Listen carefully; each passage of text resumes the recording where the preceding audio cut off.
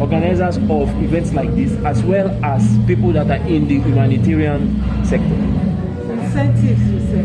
Yes. We don't give incentives, okay. We give support. Oh, support. All right. We encourage them to continue the great work they're doing because we consider them as partners in progress with government. They say government cannot do everything, but when we see NGOs doing great things like this in the humanitarian sector, we try to encourage them and we try to support them.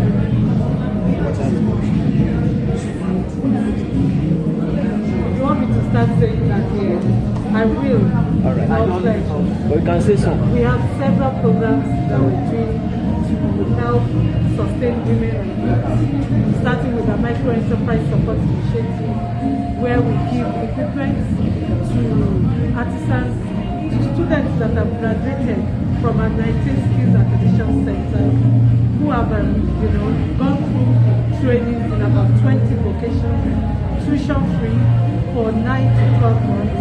When they graduate, we try to encourage them by giving them equipment to be able to start their own businesses, apart from entrepreneurship training that we give them. So that it's not just about learning the skill, but also being able to start their own business and having the equipment to use for starting their business. Also, we have a short-term training, which is just for 4 weeks. You can imagine somebody being taught how to make gele and makeup. Such person does not need a shop or anything to start that business. All they need to do is go to a business center, an event center on a Wednesday, Thursday, Friday, Saturday, Sunday. That's 5 days in a week.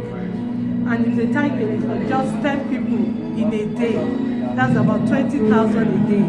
For 5 days, it's 100,000. If they do that 4 times in a month, that's 400,000 already. If somebody makes 400,000, who says that person is poor? So those are just the kind of things that we do. We have a farm in Badagry that we call Apapa, where people are taught, how to make, how to farm crops and then make gari. And after such training, we give them demonstration plots of land for them to be able to start their own businesses. We train women on fisheries. We give them fish tanks, fingerlings, and fish feeds. We have a lot of empowerment programs. And apart from that, when you talk about the welfare of women, we also take care of domestic violence issues. We have a whole department in the ministry that takes care of women, abused women. We do advocacy and sensitization programs for women. And I must also mention here that our empowerment programs is not just for women, it's also for youth and for men. Apart from all of this, we encourage our NGOs. We have female-focused NGOs registered with the ministry. We, from time to time, call them, give them grants, and then we let them know what the government is doing so that they can key into government programs and projects. Also, we haven't forgotten the women in the rural area. We go from community to community to train people for 4 weeks, and we empower them. We also have not forgotten widows.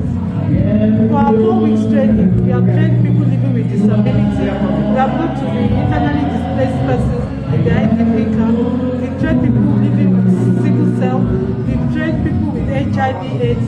And we've gone from one community, rural community, to the other. It was interesting to know that we have also trained retiring civil servants. Civil servants that are about to retire, so that when they retire, they have something else to fall back on. Those are just a few of our empowerment programs that the Ministry of Women Affairs and Poverty Alleviation is doing in Lagos State.